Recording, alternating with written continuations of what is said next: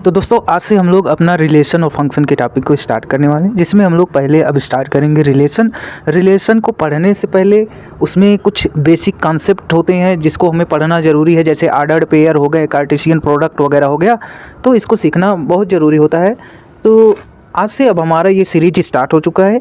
तो चलिए हम लोग सबसे पहले और सबसे बेसिक कॉन्सेप्ट सीखते हैं, ऑर्डर्ड पेयर। जी हाँ, ऑर्डर्ड पेयर। ये देखिए यहाँ पर लिखा हुआ है ऑर्डर्ड पेयर। ये क्या होता है? तो ये क्या होता है हम आपको बता रहे हैं कि ऑर्डर्ड पेयर जो होता है वो जो हमारा स्मॉल ब्रैकेट नहीं होता है, उसमें हम जो है अपने टू पेयर्स नंबर्स को जो है लिख के कामा से सेपरेट करते हैं, मतलब कामा से सेपरेट करके लिखते हैं। सिंपल सी बात, ठीक है।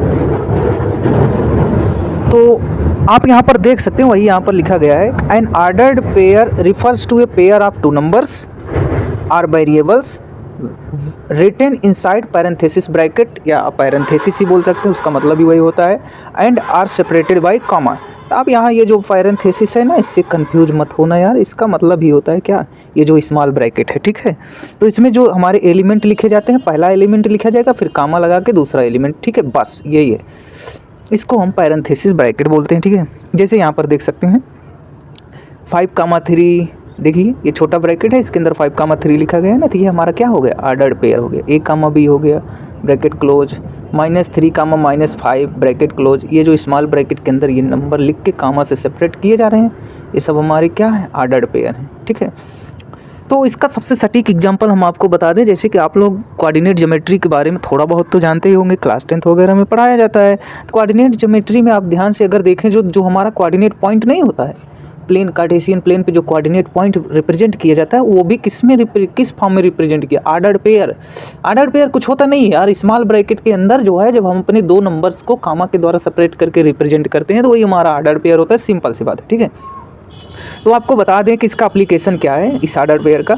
अगर आप कोऑर्डिनेट ज्योमेट्री में ध्यान से देखें जो है, तो ये रिप्रेजेंट करता है क्या, ऑर्डर्ड पेयर एक पॉइंट को रिप्रेजेंट करता है। जैसे अगर ये हमारा कार्टेशियन प्लेन हो गया, ये ओरिजिन हो गया, एक्स एक्सिस, वाई एक्सिस, तो यहाँ जो पॉइंट वगैरह रिप्रेजेंट किए जाते हैं, आप देखोगे स्मॉल ब्रैकेट के अंदर पहले हम एक्स के एलिमेंट को फिर वाई के एलिमेंट को रिप्रेजेंट करते हैं, ठीक है, कामा लगा के। तो वो भी हमारा क्या है, ऑर्डर्ड पेयर, वही है हमारा ऑर्डर्ड पेयर। अब सेट थियरी क्या होता है? अब भैया सेट थियरी में यही ऑर्डर्ड पेयर किसको रिप्रेजेंट करता है, ये रिप्रेजेंट करता है एलिमेंट ऑफ रिलेशन या कार्टेशियन प्रोडक्ट के, ठीक है।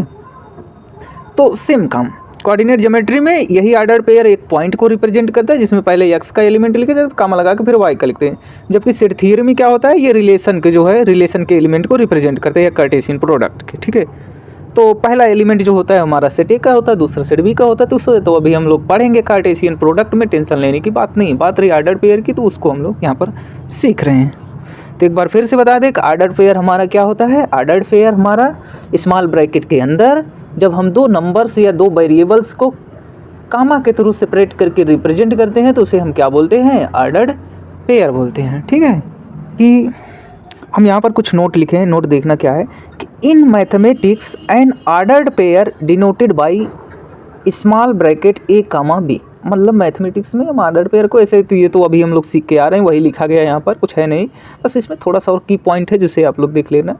Is a pair of numbers or variable, मतलब जो मैथमेटिक्स में है, हम ऑर्डर्ड पेयर को A, B के फॉर्म में जो है स्मॉल ब्रैकेट के अंदर जो है रिप्रेजेंट करते हैं, ठीक है। तो वो हो सकता है वो नंबर्स हों या वेरिएबल्स हो, जो भी हों, कोई दिक्कत नहीं है। In which their order is significant. हाँ, ध्यान देना कि यहाँ पर A, B लिखा जा रहा है ना, तो इसके ऑर्डर को ध्यान दिए रहना, मतलब को ऑर्डर को ध्यान दिए रहना, पहले कौन लिखा है, इसका इंपॉर्टेंस है भाई, अभी समझाता हूँ। यहाँ पर देखना, the ordered pair A, B is different from the ordered pair B, A।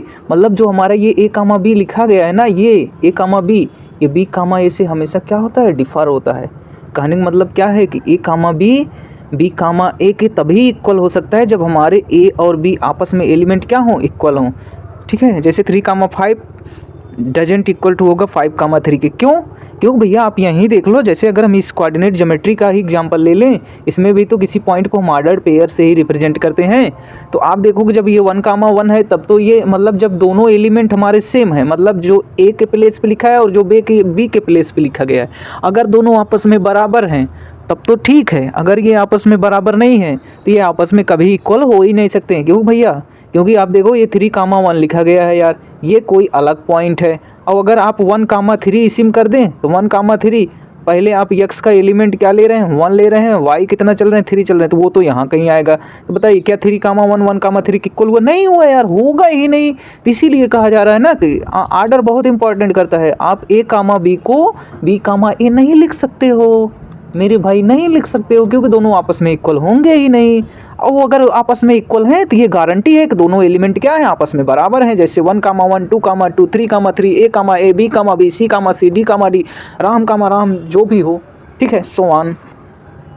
जैसे यहाँ पर देखना, इसी बेस्ड हम जो है इस क्वेश्चन को करते हैं। क्वेश्चन क्या है, कह रहे हैं कि इफ़ स्मॉल ब्रैकेट आप 4x - 2, y + 4 = 29, 4, मतलब अगर ये 4x - 2, y + 4 इक्वल है 29, 4 के, then find the value of x and. भाई यही तो बात मैं अभी सब काफ़ी टाइम से समझा रहा था कि अगर ये हमारा 4x - 2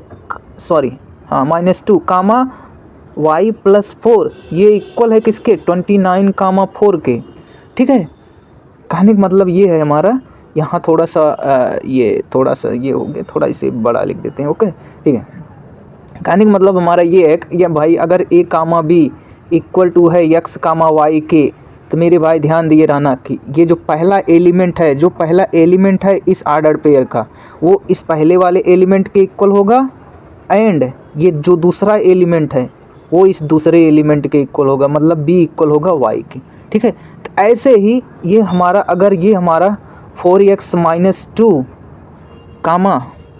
y + 4 इक्वल है किसके, 29, 4 के, तो ये जो पहला वाला एलिमेंट है ये पहले वाले के इक्वल हो जाएगा और दूसरा वाला दूसरे के इक्वल होगा, ठीक है। यानी 4x - 2 इक्वल होगा किसके, 29 के। तो आप 2 को उधर ले जाएंगे, 9 और 2 ऐड होके क्या हो जाएंगे, 31 हो जाएंगे, और 4 जाके उसे डिवाइड कर देगा, यानी x की वैल्यू हमारी क्या आ गई, 31/4।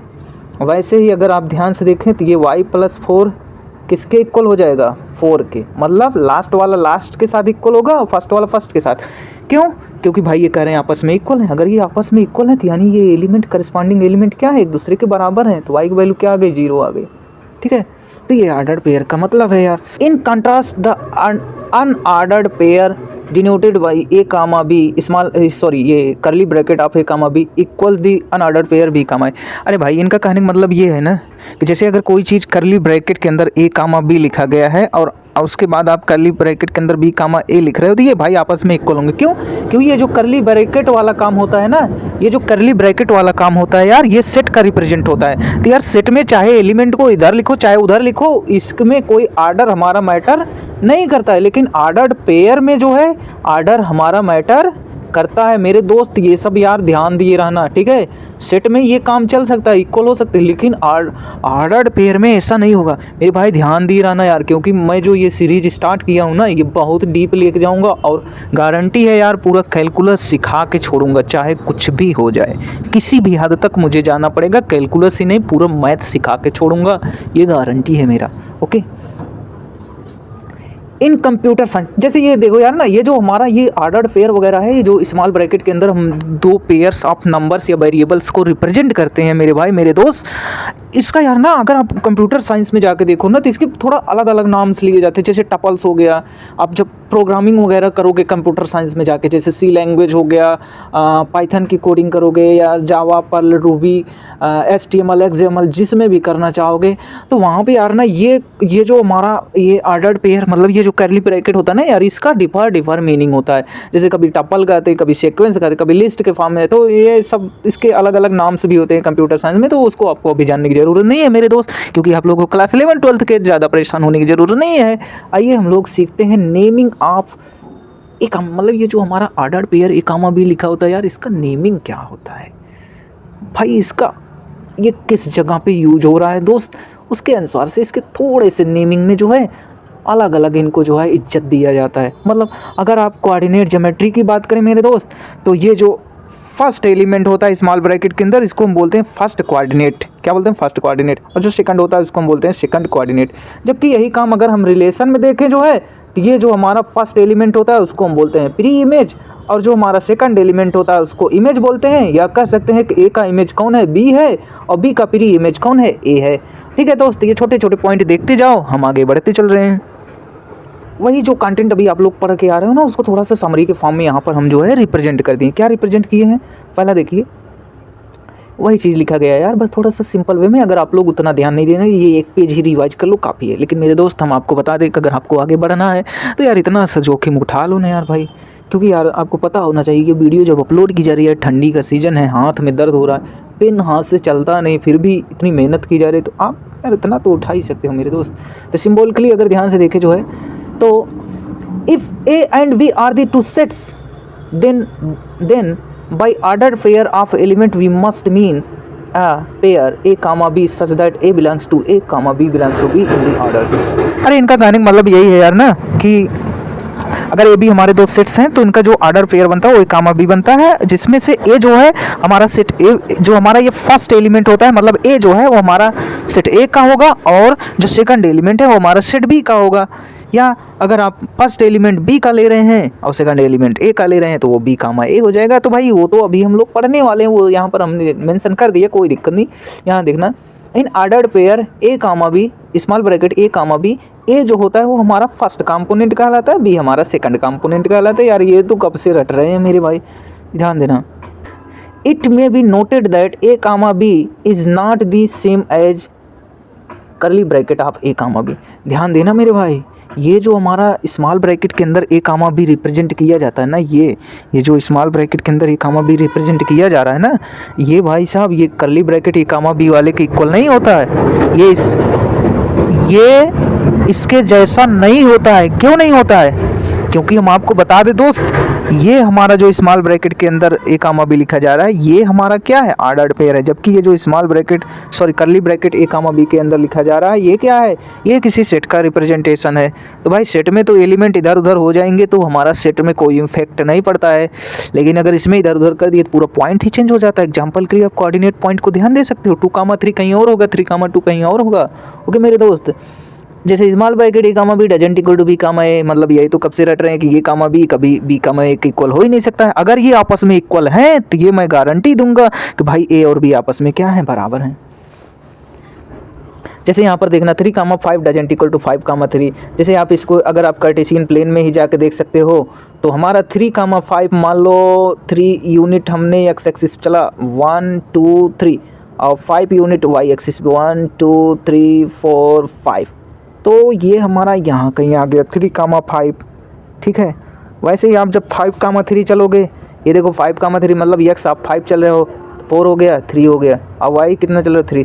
तो आप देख रहे हो दोनों पॉइंट अलग अलग प्लेस पर आ रहे हैं, तो कैसे दोनों इक्वल हो सकते हैं यार, हो ही नहीं सकते हैं। तो वैसे ही अगर हम इसे सेट या रिलेशन में रिप्रेजेंट करेंगे तो दोनों आपस में इक्वल हो ही नहीं सकते।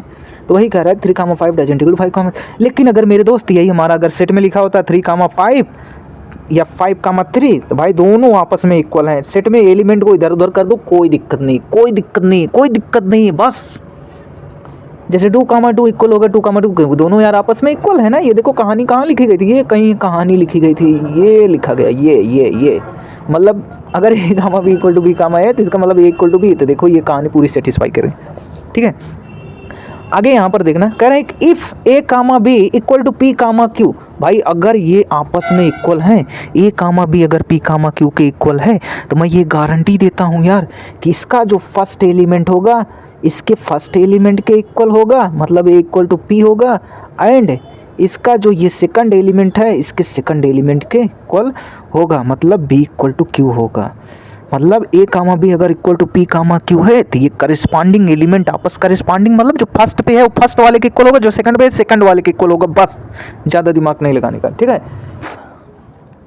Small bracket 2x comma X plus Y equal to 6,2 first question है, एंड सेकंड में क्या करें, x/3 + 1 comma y - 2/3 equal to 5/3 comma 1/3, then find the value of x and y। तो आइए हम पहला सॉल्व करते हैं। सॉल्यूशन फर्स्ट में क्या कह रहे हैं, फर्स्ट में कह रहे हैं 2x comma X plus Y equal है किसके, 6,2 के। भाई ए कामा बी अगर इक्वल है पी कामा क्यू के, ठीक है, तो सिंपल सी बात है, अगर ये वाला ऑर्डर्ड पेयर इसके इक्वल है तो इसका फर्स्ट एलिमेंट इसके फर्स्ट वाले के इक्वल होगा, मतलब 2x इक्वल होगा किसके, 6 के। तो आप ज़रा सॉल्व करो, 2 इधर जाके डिवाइड कर देगा तो कितना आ जाएगा, x की वैल्यू 3 आ जाएगा। और ये जो सेकंड एलिमेंट है इसके सेकंड वाले के इक्वल होगा, मतलब x plus Y equal to किसके हो जाएगा 2 के। x की वैल्यू 3 आई, ज़रा यहाँ पे रख कर देखो y की वैल्यू क्या आ जाएगी, तो y की वैल्यू यार 2 माइनस 3, y की वैल्यू क्या आ गया -1 आ गया।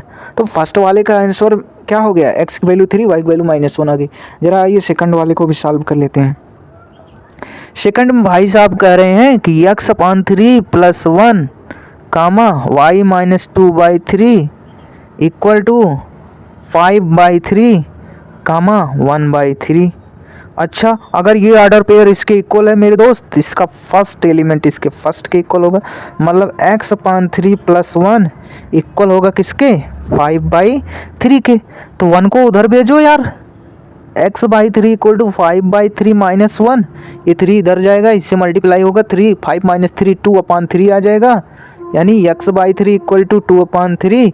ये 3 से गायब, x की वैल्यू इसमें कितनी आ गई 2 आ गई मेरे दोस्त। वैसे ही ये हमारा सेकंड वाला एलिमेंट इसके सेकंड के इक्वल होगा, मतलब y - 2/3 इक्वल होगा किसके 1/3 के। तो ये वैल्यू इधर जाएगी 1/3 और ये हो गया 2/3। बेस बोल रहा हूँ यार मेरे दोस्त, बेस नहीं यार, डिनोमिनेटर दोनों को सेम है तो ऊपर वाला वैल्यू ऐड कर दो मेरे दोस्त। तो ये हमारा आ गया, y की वैल्यू क्या आ गई 1 हो गई, y की वैल्यू क्या आ गई 1 हो गई। तो इस तरीके से ऑर्डर्ड पेयर आज हमारा ख़त्म हुआ मेरे दोस्त। कल मिलते हैं हम लोग नेक्स्ट वीडियो में कार्टेशियन प्रोडक्ट के साथ, उसके बाद रिलेशन, टाइप्स ऑफ रिलेशन, और उसके बाद भर भर के क्वेश्चन करके हम लोग अपना फंक्शन की जर्नी स्टार्ट कर देंगे दोस्त। तो बने रहिए इस चैनल पे, like subscribe share bell icon को तोड़ ताड़ के फेंक फाक के। Okay, thank you.